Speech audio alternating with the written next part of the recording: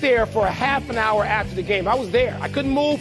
I didn't want to talk to anybody. I just sat in an empty Soldier Field angry, and now I'm getting angry thinking about it. Yeah, that's a real healthy way to go through life. Welcome to PTI, boys and girls. In today's episode, the Bears blow it, USC escapes Colorado, and James Harden no-shows media day. But we begin today with the NFL. The Buffalo Bills decisively beat the Miami Dolphins yesterday 48-20, and the San Francisco 49ers, behind 4 touchdowns from Christian McCaffrey, beat the Arizona Cardinals 35-16. Well, Bonnie, after yesterday, do you make the Bills and the 49ers the best teams in each conference through week 4? Well, the 49ers, yes, Tony, because as you know, Philadelphia struggled with the Washington team, needed overtime to win that game, and really could have lost, maybe should have lost that game. The 49ers, but I'm going to say this, the 49ers, people will just look at the results, and it's the Cardinals. The Cardinals are competitive. The Cardinals are tougher than people think, and I thought the Cardinals played pretty well yesterday.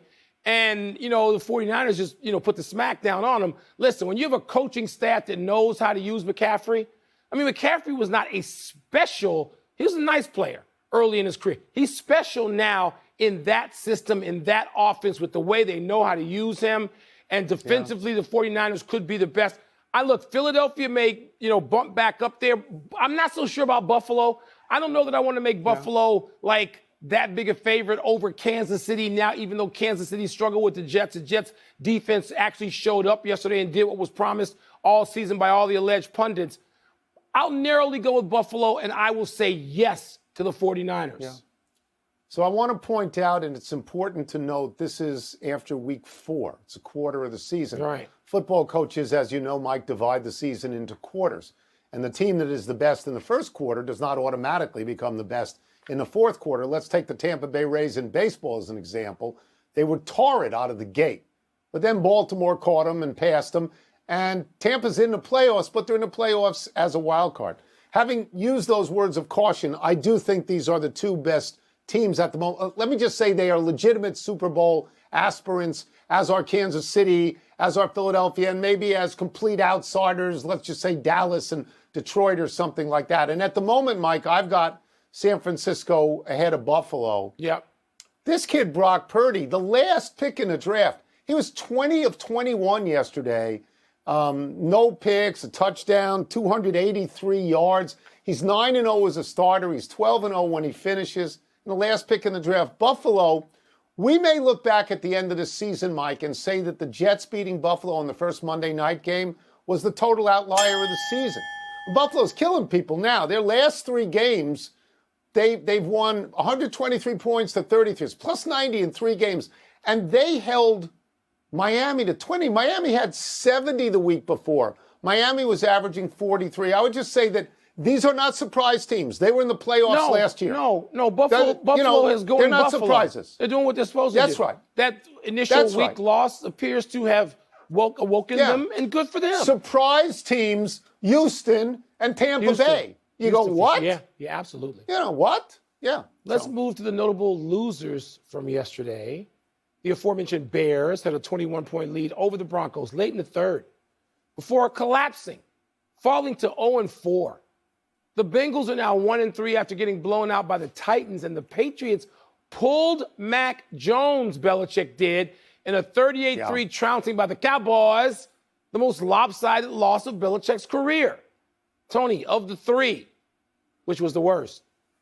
Okay, so the worst loss is the Bengals. They're not competitive against Tennessee. It's the worst loss, Mike, because they're the only team of the 3 that was a legitimate Super Bowl aspiring team. The other 2 are obviously not. And they had a quarterback who most of us thought was the next great quarterback in Joe Burrow. He got hurt. He's not 100%. He can't run. It's going to inform the entire season. The statistics, Mike, are terrible. He has 728 yards on 150 pass attempts. That's 4.8 per attempt. That's 34th among quarterbacks. It's awful. The Bears aren't the worst loss because the Bears stink. But the worst decision by a coach maybe ever, you'll go over this, I'm sure. They're tied 28-28. Yeah. They're on the Broncos' 18-yard line with 2:57 to go left in the game, 4th and 1, and he goes. What? You have to kick the go-ahead field goal. You have to do that, and if you don't do that, and it's your 14th loss in a row, people could be saying goodbye. But I'll make this part of it brief. My heart goes out to the Patriots as honestly the worst loss, Mike, because they really have a good coach and their quarterback isn't dragging his calf around, and they don't stink. And right now they're in the ooze. They're in the ooze. Yeah, I mean, the Patriots losing, maybe there's Patriots fatigue because they were so great for so long. I just get them out of here. I'm going to dismiss the Bengals too, Tony, because Joe Burrow's hurt. He's hurt. And then the season may be lost, Tone, but he's injured. So there's an asterisk there. That's right. Justin Fields is not injured. And by the way, you marveled over Purdy going 20 for 21. I think Justin Fields was 23 for 24, including a team record 16 for 16 to start the game. All right? He was just bad at the end. Fire. He was great at the beginning. But Tony, bad at the end. You know what? Yeah. It shows you the difference between San Francisco and the coaching Purdy's getting and the coaching that Fields is not getting. I know Fields had the strip fumble. That was a bad coaching call. Worse than not kicking the field goal was the 4th and 1 play, Tony, where they try to draw him off sides, then they call a timeout. They're indecisive. Look, I say this. It's tough for me to say this. I don't normally do this over my career, 40-plus years doing this. If I woke up this morning and I owned, not ran, the Chicago Bears, I would have fired that coach and Luke Getsy, his general manager, out. Because, Tony, what I'm looking at is there are players out there. DJ Moore is a hell of a receiver. They got backs. The line is not what it should be, and that may be the GM Ryan Poles' fault. But they're wasting Justin Fields. And now there's a lookout for Caleb Williams. It doesn't matter who your quarterback is and how great he was in college if your coaching staff is inadequate. The Bears coaches this morning should have been asked to clear their offices. We move now to the NBA, where the disgruntled James Harden did not show up at the 76ers media day, but that was predictable. The bigger NBA story is Boston trading away Malcolm Brogdon, Robert Williams III, and 2 number 1 picks down the road for Drew Holiday, who didn't even have to unpack in Portland. Wilbon, did the Celtics just bypass the Bucks by landing Holiday?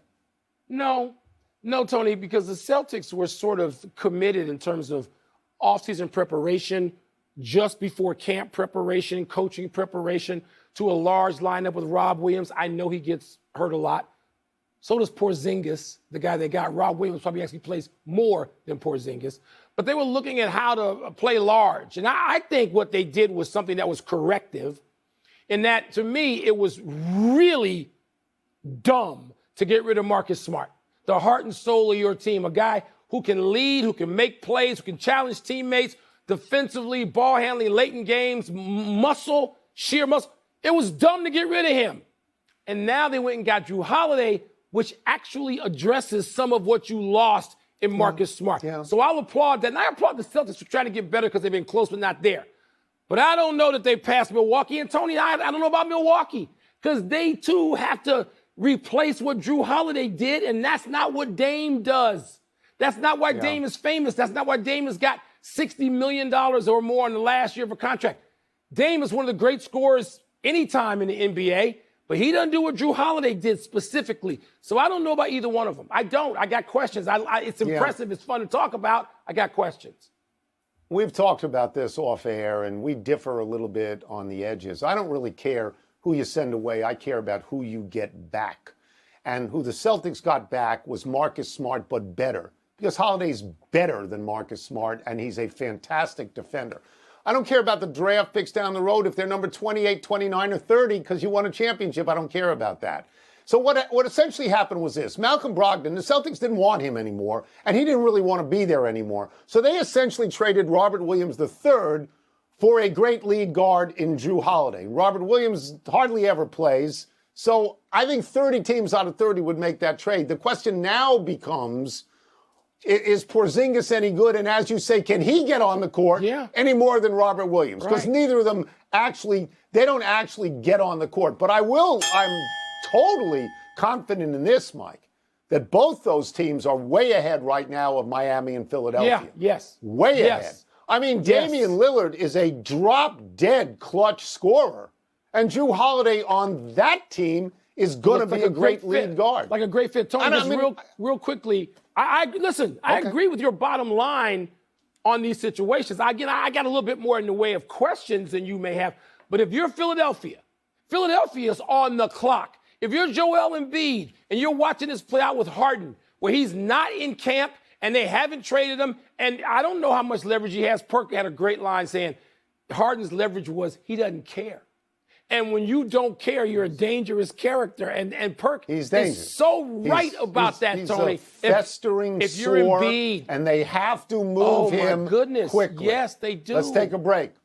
Coming up, Colorado gave USC a game, but was that the most compelling college result of the weekend? And what lessons should Team USA take from its Ryder Cup loss? Like, I don't want to get in the weeds. The season hasn't started, and I don't care about it now. I care about baseball playoffs and football, but you've got to get rid of James Harden. Yes. No, you have to. You have to. Colorado USC game. And again, when the sitting Heisman Trophy winner, and there's only been two, one time has the guy won twice, the Heisman. When Caleb Williams goes out there and throws 6 touchdowns, and Colorado comes back and makes it close, and I was at a game. I was at Northwestern Penn State. So I just see the score, and I'm going, what? Caleb Williams makes it compelling, Tone. He does. I'm biased. I love him. I want to see him win again, but he makes it compelling.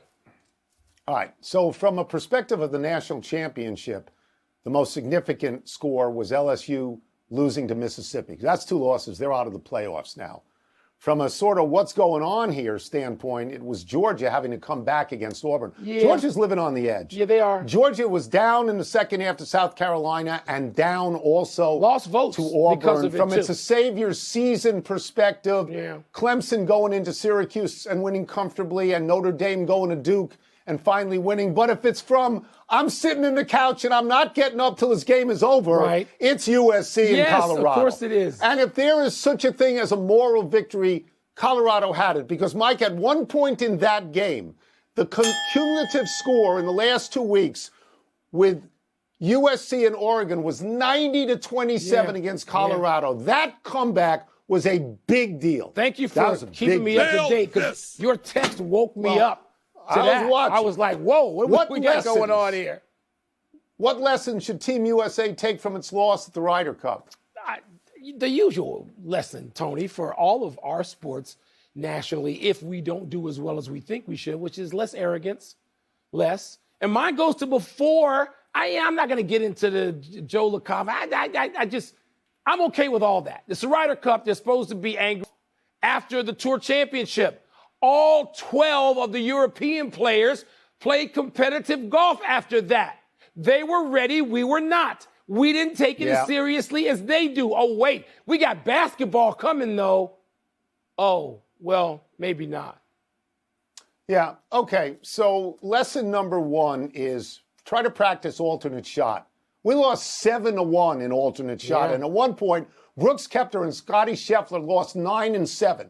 They had between them a 41 on the front. A 41, Mike. That's ridiculous. Lesson number 2 is pick better captain's picks.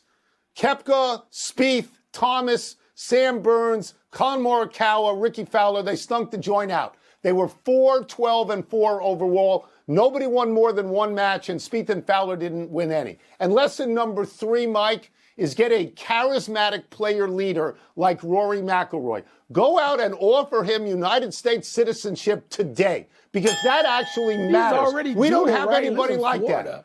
We don't have anybody like that. Yes, we do. His name is Eldrick Woods. You think he can't be the next captain at least? Okay. Yes, make him the captain then. Enough email. Go get him. Let's take one last break. You won't have to beg him. He'll do it. Still to come. The baseball playoffs are set. As are the WNBA finals. Less arrogance, Tone. And Zach Johnson. Yeah, it didn't work. Luke Donald, on the other hand, Northwestern's own. Luke Donald worked. We're such great. Pardon the Interruption is presented by Truly Hard Seltzer. Please drink responsibly. Part of Happy Hour. Happy time, people. Happy 78th birthday yesterday, Rod Carew. We marveled at Ichiro's career the other day. Ichiro finished with a career average of 311. Carew, 328. Woo! The Hall of Famer was an 18-time All-Star for the Twins and the Angels. He won 7 batting titles, posting a .388 average in 1977, which helped win him the AL MVP. But Carew never won a postseason series. The Twins are in the playoffs this year, despite their record-breaking 1,608 team strikeouts, a tendency that irks Carew. He told the Minneapolis Star-Tribune earlier this summer that his contact-based all-fields approach to hitting doesn't count anymore in modern baseball. It doesn't count, Tony, and it's sad. It's one of the many reasons why baseball, and it's great Theo Epstein's trying to get activity like this back in the game. But baseball's not as good. It's not as entertaining as it was when Rod Carew was there. And I loved when Harry Carey would, for some reason, say he'd walk into a bar and just like to say to everybody there, "My name is Rod Carew." I don't know what that meant, but it sounded cool when I was a kid. You've told me that for years and years. It always makes me smile. Happy anniversaries to Sandy Koufax and Bob Gibson. On this day 60 years ago, Koufax struck out a World Series record 15 Yankees in a Game 1 win. The Dodgers would go on to sweep that series. 5 years later, again on October 2nd, Bob Gibson broke Koufax's record when he struck out 17 Tigers in a matchup that pitted him against Denny McLain, who'd won 31 games that season. The Cards won that game, but the Tigers won the series in 7 because of Mickey Lolich. What did I just say? Do people think that seeing 3 or 4 relievers each team is as good, as entertaining, as compelling as seeing Koufax and Gibson? No, baseball's not as good. Get angry. Yes, I'm an old man. Get off my lawn. Get off the diamond. Koufax, Gibson. Let's see more of that. Yeah, that's magic. A melancholy trails to Tim Wakefield. The knuckleballer died over the weekend reportedly of brain cancer at the age of 57. Wakefield was drafted by the Pirates as a first baseman, but he converted to pitcher after mastering a knuckleball that his father taught him as a kid. Wakefield went on to win 200 games, 186 of them for the Red Sox. He spent 17 of his 19 seasons in Boston, and he was part of 2 World Series winners, including the team that broke the curse. No pitcher has ever started more games or thrown more innings for that franchise, and only Carl Yastrzemski, Ted Williams, and Dwight Evans played for them longer. And Tony, when you're on a list at the top of the list after Cy Young and Roger Clemens for that franchise, talk about somebody whose career probably wasn't appreciated enough. And when I heard some of these things yesterday, I just went, wow. I mean, we watched Tim Wakefield his whole career and did not realize, did not appreciate him being that good. And sadly, another melancholy trails to Russ Francis, another Boston legend. The former tight end died in a plane accident at the age of 70. Francis made 3 Pro Bowls for the Patriots in the 70s before abruptly retiring before the 1981 season amid a dispute with the team. Bill Walsh talked him out of retirement a year later, and he won a Super Bowl with the Niners in 1984 before finishing his career back in New England.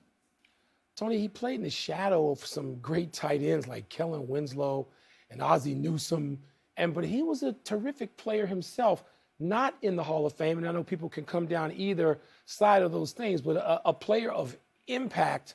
And obviously, if Bill Walsh wants you late, he must see some value even then.